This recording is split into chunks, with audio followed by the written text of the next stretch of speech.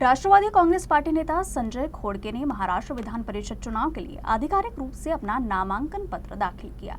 इस अवसर पर अमरावती स्थित जनसंपर्क कार्यालय में पार्टी कार्यकर्ताओं ने बड़े उत्साह के साथ जश्न मनाया। आतिशबाजी कर, डीजे की धुन पर नाचकर और एक दूसरे को मिठाइयां बांटकर खुशी का इजहार किया गया। इस दौरान ढोल नगाड़ों के साथ संजय खोड़के के समर्थन में नारे भी लगाए गए। इस कार्यक्रम में राष्ट्रवादी कांग्रेस पार्टी के कई वरिष्ठ नेताओं सहित सैकड़ों कार्यकर्ता शामिल हुए। शिवजयंतीच्या दिवशी आज चतुर्थी सुद्धा आहे।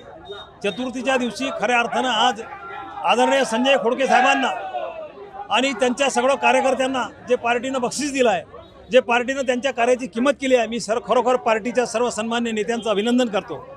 राष्ट्रीय अध्यक्ष अजितदादा पवार साहेबांनी या विदर्भाच्या विकासासाठी, या अमरावती जिल्ह्याच्या विकासासाठी कुठेतरी राष्ट्रवादीचं खंबीर नेतृत्व या शहरात असलं पाहिजे, या जिल्ह्यात असलं पाहिजे, या विदर्भात असलं पाहिजे।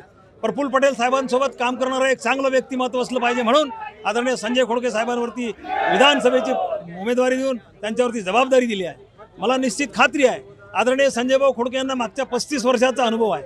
मागच्या 35 वर्षाच्या कालखंडात सर्वसामान्यांपासून तर मोठ्या माणसापर्यंत प्रत्येक विषयाचा अभ्यास असणारे आमचे आदरणीय संजय भाऊ खोड़के सध्याच्या स्थितीत ते आमदारासारखेच आहेत, परंतु आज त्यांच्यावरती पक्षानं विधान परिषदेची उमेदवारी देऊन आमदाराची जबाबदारी दिली। ते निश्चितपणे चांगल्या पद्धतीने पार पाडतील आणि विदर्भाला विकासाच्या दिशेने कसा नेता येईल, अमरावती जिल्ह्याला विकास कसा देता येईल यासाठी निश्चितपणे ते प्रयत्न करतील। आज आमच्याकडे सुलभाताई खोड़के या अमरावती शहराचे आमदार आहे। सोबतच आता संजय भाऊंना सुद्धा उमेदवारी देऊन आमदारकी त्यांना दिली आहे।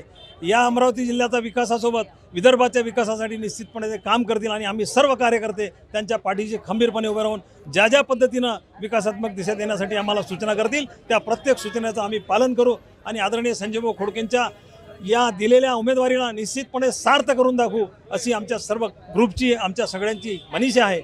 संजूभाऊ खोड़के माननीय आमचे मार्गदर्शक यांना विधान परिषदेमध्ये उमेदवारी मिळाली आहे आणि नक्कीच ते सार्थक करतील, कारण की संजूभाऊ खोड़के एक असं व्यक्तिमत्व आहे ते प्रत्येक समाजाला घेऊन चालणारं व्यक्तिमत्व आहे। मग ते छोटा असो की मोठा असो, त्यांनी कधी भेदभाव केलेला नाही आणि प्रत्येकाला घेऊन चालणारे आहे। सुलभाताई आमच्या आमदार आहे, तेही तशाच आहेत आणि ते शहरात काम करतील आणि हे जिल्ह्यात आमचे संजूभाऊ काम करतील आणि नक्कीच हे सार्थक होईल। मी पुन्हा संजूभाऊ खोड़के यांना शुभेच्छा देते।